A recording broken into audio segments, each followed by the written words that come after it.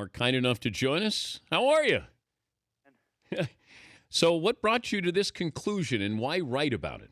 Oh, well, first of all, it was just, a conversation while I was on the Stairmaster before a Mavs game. It wasn't like it was a big press conference and I had a big announcement. And then when it blew up, a little bit of headline porn goes a long way. It blew up, and then no one really knew what I said, so I wrote about it. Okay. But what's implosion mean? Just means they're going to suffer. I mean, it doesn't mean they're going to go out of business by a long shot. But when you're on the top of the mountain, there's not a whole lot of different directions you can go. You can either stay there or you can roll downhill. And if you're not staying on top of the mountain is a lot more difficult than getting to the top. And, staying there and recognizing that you're always being challenged is a precondition to staying there.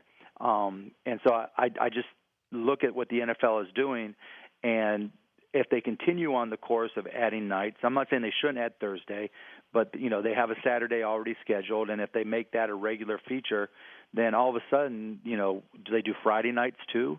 And then you have Thursday through Monday is all NFL football. And it's such a large audience, and I think that's key, and I think that's part of what people miss. If they were doing 2 million viewers a night or 3 million viewers a night, it wouldn't really matter how many nights they added. They wouldn't be at the top of the mountain. But when you're at the top, it's a completely different responsibility. And like I said, you've got to be careful that you don't, milk the cow too much and run out of milk. Well, there are safeguards against playing on Friday night during high school football. I think you may have a playoff game, and you'll have playoff games on Saturday.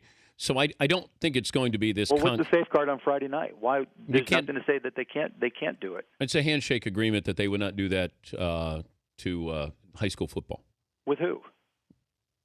I think it's one of those grandfathered there that they weren't going to do it to high school football. I guess that's good until it's not, right? Okay, yeah. And that's my point. But they wait until after the high school season is over. Right. If they're going to have a playoff game, I could see it on a Friday night. I'm with you completely on it, understanding Friday and Saturday, you can't have that on a regular basis. Thursday, even then, I don't like Thursday. But it's okay. Yes, but it's still that it's not fair to the teams, and it's just the specialness of it. I still like Sunday and Monday night. I'm fine with that. Now, here's my question: Would you want to own an NFL team? I don't think I can afford one. But would you want to be part of an NFL? I mean, I love the competition. I mean, had this been a few years back before I had 3 kids, and they got older like they are now, then I would definitely have gone after it. But now, just a different point in my life. Where there's not enough hours in the day. Would you have made these comments if you had an NFL team? No, I would have said them privately. Okay. But I wouldn't have said it publicly. But, I still would have made the exact same comments, and I make similar comments in the NBA. But don't you have to find out what the oversaturation is to then back off the oversaturation? Well, there's a lot of different ways to figure that out. And testing it on a Thursday night, testing it on a Friday or Saturday. Look, the NFL is doing great, and I think the TV was probably the least impactful because, like I said, it was all contingent on them continuing on the same path. And to your point, maybe they won't do Friday. Maybe Saturday will be just playoffs or just Week 16 like they have it now. But if they stay greedy, or if they become greedy, depending on how you look at it, then that's the only natural next step. But the bigger risk is the dependency on fantasy football. Well, gambling too, Mark. Yeah, and gambling, right? Who knows what comes up next to grab people's imagination when it comes to both. But what bothers you about fantasy football that it could lead to oversaturation? Oh, there's nothing that bothers me. It's just the natural paying attention to the tech world. There's always going to be something more, that's something different, something unique that comes along, and there's a huge risk that fantasy football might turn into Donkey Kong 9.0. Who knows?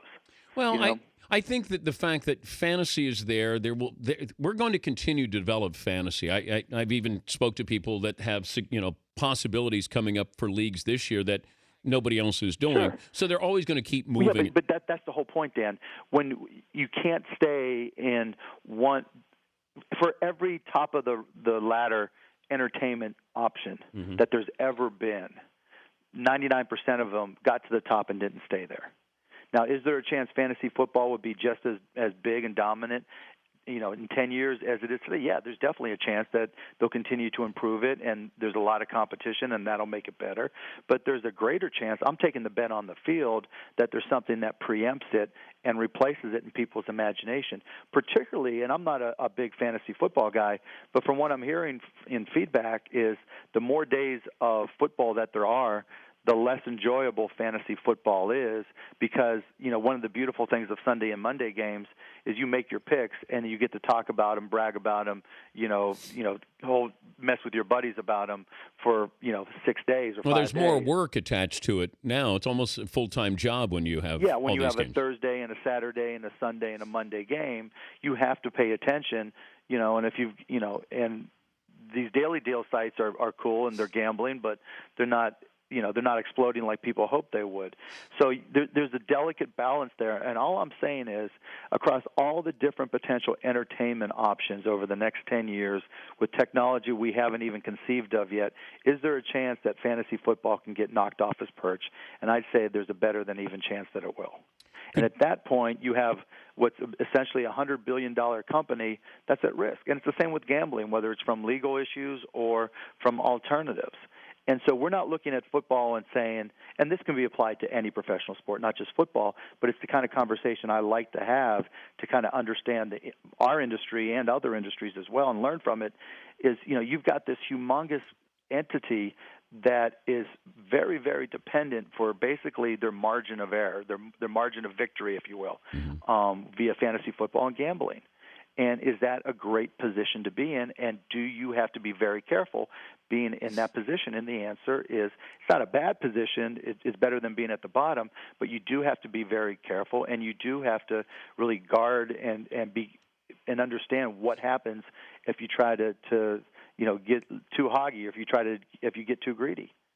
And it's a mistake a lot of companies have made over the years. Can you get fined by Commissioner Goodell? I hope so. That'd be even more interesting. Don't change. Thank you, Mark. You got it, Dan. Thanks for the chance. Mark Cuban.